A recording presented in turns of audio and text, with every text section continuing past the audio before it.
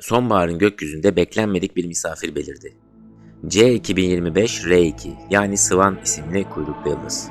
Bu dev ışıltılı bir başa ve yaklaşık 5 dolunay büyüklüğünde bir kuyruğa sahip. Bilim insanları Swan R2'nin böylesine parlak bir kuyruklu yıldızın nasıl bu biçimde aniden ortaya çıktığına, yörüngesinin neden alışılmadık olduğuna şaşırıyorlar. Bir kuyruklu yıldızın çekirdeği genellikle toz ve donmuş gazlardan, buzlardan oluşan küçük bir kaya parçasıdır. Güneşe yaklaşınca çekirdeğin yüzeyindeki buzlar ısınır ve buharlaşarak etrafında koma adı verilen parlak bir gaz halesi oluşturur. Bu koma adeta bir buhar bulutu gibidir. Güneşten gelen yoğun radyasyon basıncı ve plazma yüklü güneş rüzgarı, iyonize parçacık akımı bu buharı ve taşıdığı tozları yakalar. Sonuçta iç içe geçen iki kuyruk şekillenir. Bir toz kuyruğu ve bir de iyon gaz kuyruğu.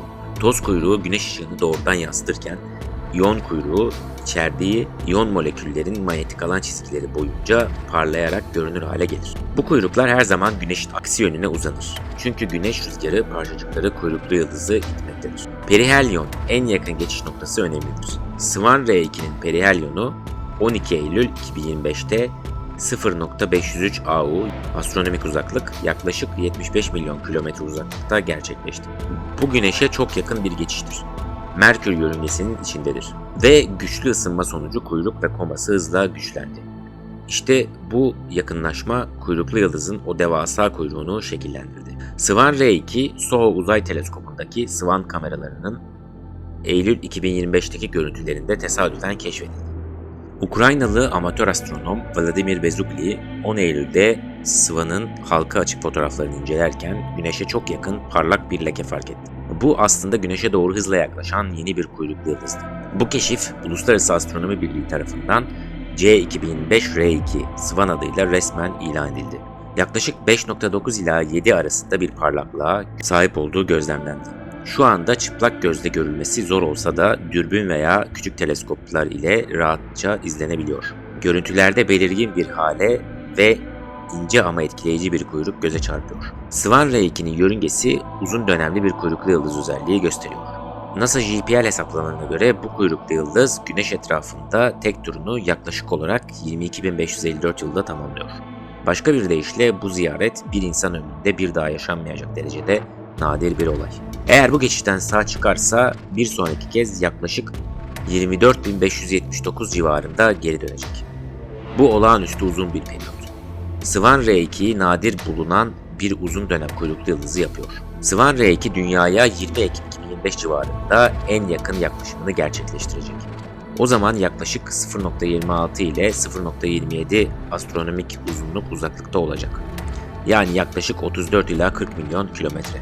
Bu uzaklıkta yansıyan güneş ışığı ile koması ve kuyruğu daha da parlayacak. Yani iyi koşullarda çıplak gözle bile seçilebilir hale gelebilir.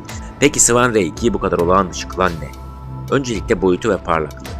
Kuyruğu daha önce nadir görülen kadar uzun ve parlak. Şu anda kimyasal bileşenleri tam bilinmese de görüntüler yeşilimsi bir renk tonu taşıyor.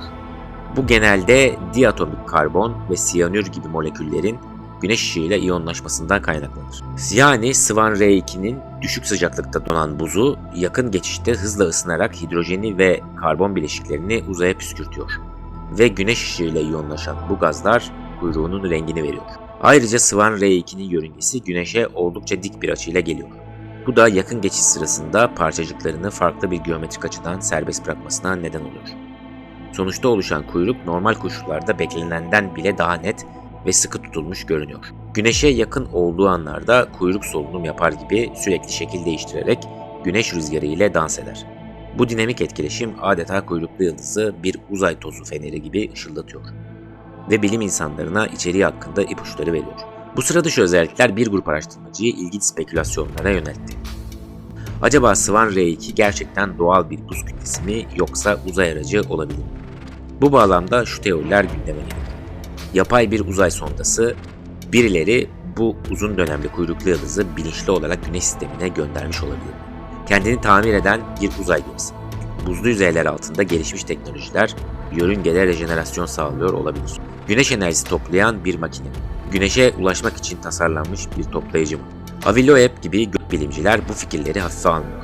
Loeb, başka gezegenlerden gelen nesnelerle ilgilenirken uzaylıların muhtemelen gerçek olduğunu ve belki de uzaylıların bizi uzay araçlarıyla ziyaret etmiş olabileceğini sorguluyor. Hatta Loeb, insanlığın 65 yıldır radyo sinyallerini beklediğini belirterek, belki de bir tenis topu gibi gelen bir uzaylı nesnesiyle kapımıza ansızın bir ziyaret gelecektir diye bir ana uzay gemisinden gönderilen bir uzay aracıysa diye hayal kuruyor. Diğer yandan eleştirmenler bu düşüncelerin kanıta değil varsayıma dayandığını söylüyor. Ama kesin olan bir şey var ki Swan R2 şimdiye kadarki en ilginç kozmik misafirlerden biri olarak kafa karıştırıyor. Bazıları Swan R2'yi geçmişle ilginç ilişkilerle eşleştirerek inceliyor. Örneğin bu cismi yörüngesine oturtan 22.554 yıllık periyot, yaklaşık M.Ö. 20.500'lere, son buzul çağının bitimine denk geliyor. Zira dünyanın büyük buz çağlarının sonlanmasıyla insanlık tarihinin erken dönemleri çakışır. Bazıları bu tuhaf zamanlama ile eski uygarlıklar arasında korelasyona dikkat çekiyor. Keops piramidinin yapıldığı M.Ö. 2500'e kıyasla çok daha eskilerde de olsa bu tür göksel olayların insan efsanelerine, tapınak hizalanmalarına ya da astrolojik kehanetlere kaynaklık edip etmediği üzerinde spekülasyonlar var. Orion takım yıldızı gibi göksel hizalanmaların büyük yapı planlarıyla örtüştüğü iddiası ünlüdür. Şimdi bazıları Swan R2 ziyaretini bu hipotezlerle ilişkilendiriyor. Örneğin tam da eski zamanlarda devasa kuyruklu yıldız önceden dünyaya gelmiş olabilir. Bir diğer konuda son yüzyıllarda dünyadan uzaya güçlü mesajlar gönderiyoruz. 1974'te Arecibo teleskobundan gönderilen radyo mesajı Pioneer ve Voyager uzay araçlarındaki altın plaklar güçlü radar verildi. Tüm bunlar milyarlarca yıldız arasında yankılanan bir selam sayılabilir. Kim bilir belki bir gün gönderdiğimiz bu sinyallerin yanıtı gelir. Swan R2 gibi sıra dışı bir gök cisminin küresel iletişimimizin yanıtı olabileceği fikri de dillendiriliyor. İnsanlık olarak bu evrende gerçekten yalnız mıyız? Sizce C2025 R2 bize ne söylüyor? Yorumlarda düşüncelerinizi ve kendi teorilerinizi paylaşın. Dinlediğiniz için teşekkürler, sağlıcakla kalın.